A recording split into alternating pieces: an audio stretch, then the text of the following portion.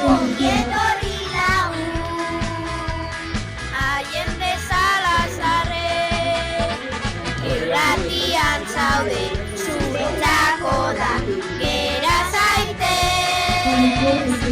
ondo paseko,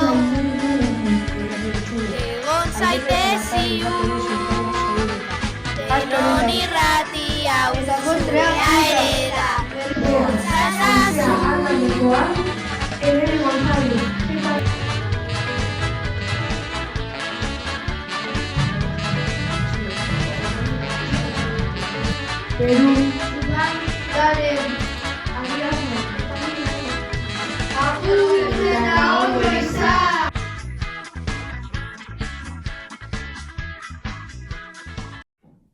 Bale, Peru, konteu ia zelan dan irratsaio baten atzeko prozesu hori lehengo momentutik heltzen jatzunien irratsaioa hitzeko proposamen hori eta zelan antolatzen zarien.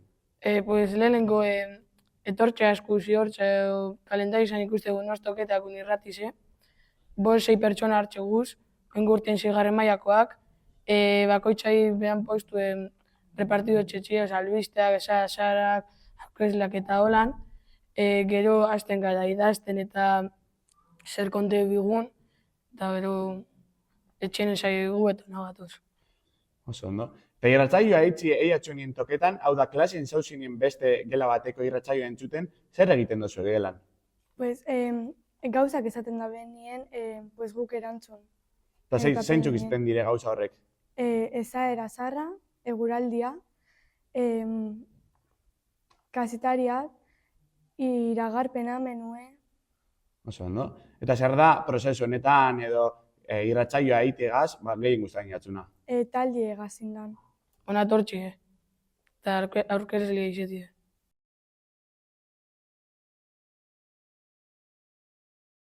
Bueno, irratsaioaren helburu nagusia da ikasleen gertuko gaizek kanpora ateratzie. Horren amaraberri sisteman gauz, eta amaraberri sistemaren printzipioak diez, autonomia, sormena, elkarlana eta komunikazioa. Eta irratizen horrek sakonin lantzen dizorten. Zelan hasten da irratsaio baten prozesua. Lehenengo egutegi bat dau partekatute eskolan, ikasle eta irakasle guztizekaz, orduen ikasliek begiratu egiten dabien noiz tokaten jakien irratsaioa. Urteko irratsaio guztizek idatzitze dauz eta beraiek begiratzen dabien, aber zeintzuk hilabete eta zein egunetan tokaten jakien. Behin astebete falta danien irratia tokaten jakienetik lanien hasten diez. Lehenengo gauzi zer egiten dabe, lehenengo gauzi egiten dabe gidoia inprimatu. Gidoia inprimatzen dabie eta aukerarekie aurreko irratsaioak entzuteko edo beraiek aurrekoan oin 2-3 hilabete egin dabiena edo beste maila berdineko beste irratsaio bat entzuteko aukerarekie. Eta ja horregaz batera ja gidoia hartun eta hasten direz papelak banatzen. Hor papelak banatzerakoan aurkitzen dabiz beti 2 aurkezle, guraldian nork esango deuen, menuen nork esango deuen, albiste pare bat. Orokorrien 5-6 pertsonako taldiek izaten diz, baina gizeda batzutan 8 taldiek etorri dizela.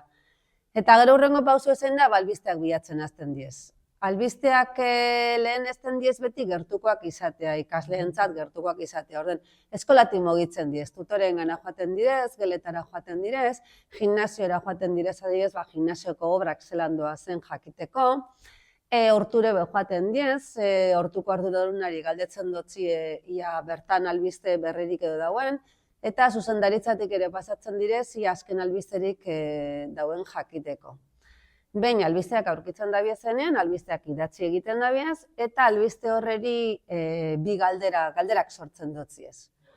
Bai, eta hori zengo zen hasikerako prozesue. Gero hor, tutorearekin lantzen dabie, astean zehar guzti hori landu itzen dabie, goizeko lehenengo saioetan. Eta azken entzaio bat egiten dabie, irratsaioa tokeu aurretik irratira etortzen direz, eta guaz azken entzaio bat egiten dabie.